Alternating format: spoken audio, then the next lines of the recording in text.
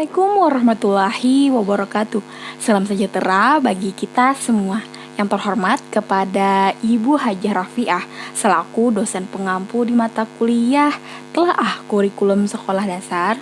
Di sini kami dari kelompok 7 yang beranggotakan saya sendiri Ria Purnama, ada Nurlita Ayu Trihanum, Salsabila Sania Dewi Nur Salman, Intan Pandini, Khairul Akbar, dan juga Ahmad Fitina Anaba akan mempresentasikan hasil kerja kelompok kami yang berjudul Telaah Modul Pembelajaran dan Asesmen Diagnosis di Awal Pembelajaran Kurikulum Darurat COVID-19, Kurikulum Satuan Pendidikan dalam Kondisi Khusus untuk Sekolah Dasar.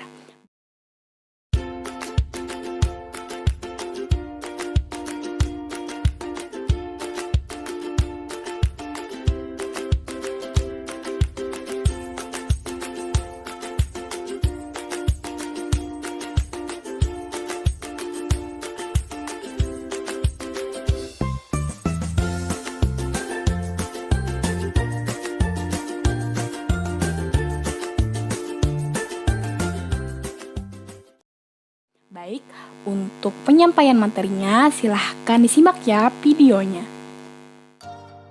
A. Modul Pembelajaran Kurikulum Darurat COVID-19 atau Kurikulum Satuan Pendidikan dalam Kondisi Khusus. 1. Pengertian model pembelajaran. Model adalah sarana pembelajaran dalam bentuk tertulis atau cetak yang disusun secara sistematis, memuat materi pembelajaran, metode, tujuan pembelajaran berdasarkan kompetensi dasar atau indikator pencapaian kompetensi, petunjuk kegiatan belajar sendiri, self-instruksional, dan memberikan kesempatan kepada siswa untuk menguji diri sendiri melalui latihan yang disajikan dalam modul. Dengan demikian, modul berfungsi sebagai sarana belajar yang bersifat mandiri, sehingga siswa dapat belajar sesuai dengan kecepatan masing-masing.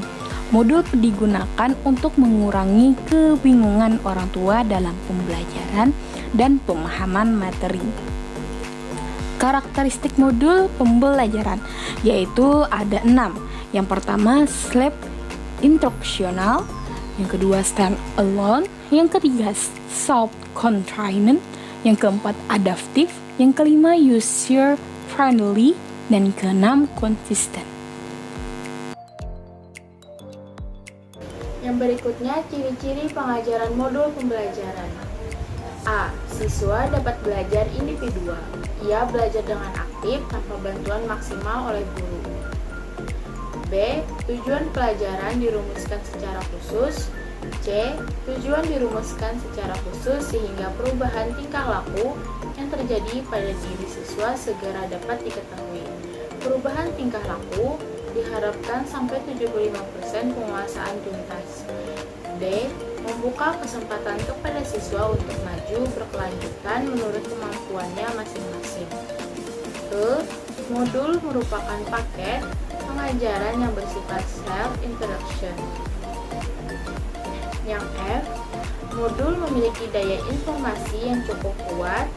Yang G. Modul banyak memberikan kesempatan kepada siswa untuk berbuat aktif. Yang keempat, kelemahan pembelajaran dengan menggunakan modul pembelajaran. A. Biaya pengembangan bahan tinggi dan waktu yang dibutuhkan lama. Yang B. Menentukan disiplin belajar yang tinggi mungkin kurang dimiliki oleh siswa pada umumnya dan siswa yang belum matang pada khususnya. Yang C.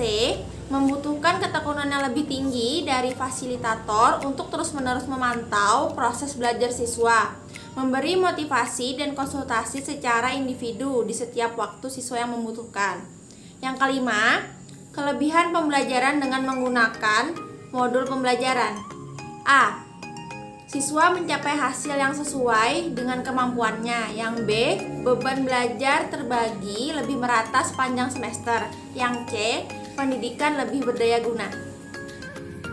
Kemudian ada asesmen diagnosis di awal pembelajaran kurikulum darurat COVID-19. Kurikulum Satuan Pendidikan dalam Kondisi Khusus untuk Sekolah Dasar. 1. Pengertian asesmen diagnosis.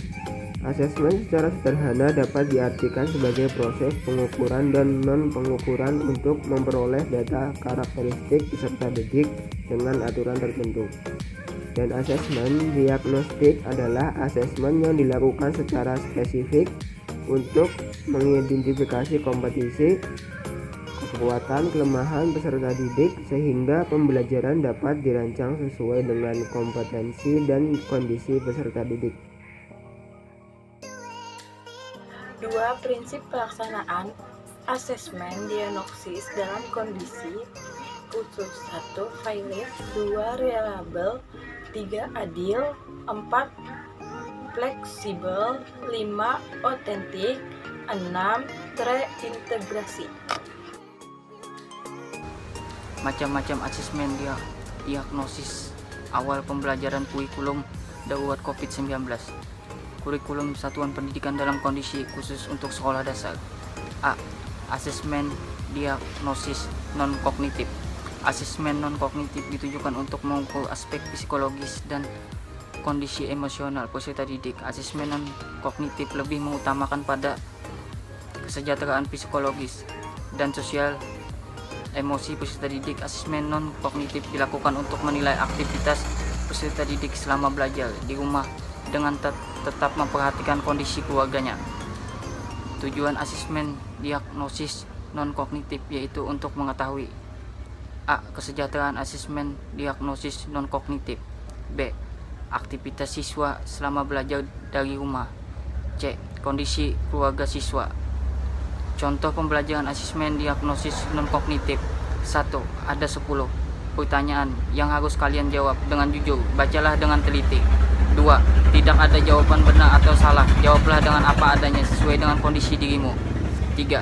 Kalian bebas mengemukakan pendapat dan perasa kalian agar kita mengetahui bagaimana kondisi sebenarnya yang sedang kalian rasakan terkait pembelajaran di rumah selama masa pandemi. 4. Catat dan jawablah pertanyaan, kerjakan di buku kalian. 5. Foto jawaban kalian dan kirimkan ke WA ibu. Ya, terima kasih anak-anak ibu. Contoh soalnya. 1. Bagaimana perasaanmu selama ini saat belajar di rumah? Silakan tulis dengan gambarkan perasaanmu dengan emoticon. 2. Apa saja kegiatan yang kamu lakukan selama belajar di rumah? 3. Hal yang paling menyenangkan ketika belajar di rumah. 4. Tugas apa yang paling sulit dikerjakan ketika belajar di rumah? 5. Apa yang membuatmu tertarik untuk belajar dan mengerjakan tugas selama belajar di rumah? B. Asesmen diagnosis kognitif. Asesmen diagnosis kognitif bertujuan untuk mendiagnosis kemampuan dasar siswa dalam topik sebuah mata pelajaran. Kegiatan ini dapat dilaksanakan di awal pembelajaran topik baru setelah menjelaskan suatu topik, atau bisa juga dilaksanakan setiap 2 minggu atau 1 bulan atau triwulan semester. Tahapan pelaksanaan asesmen diagnosis. Ada 3 tahapan pelaksanaan asesmen diagnosis kognitif berkala yang harus dilakukan, yaitu 1. Persiapan, 2. Pelaksanaan, 3. Diagnosis dan tindak lanjut.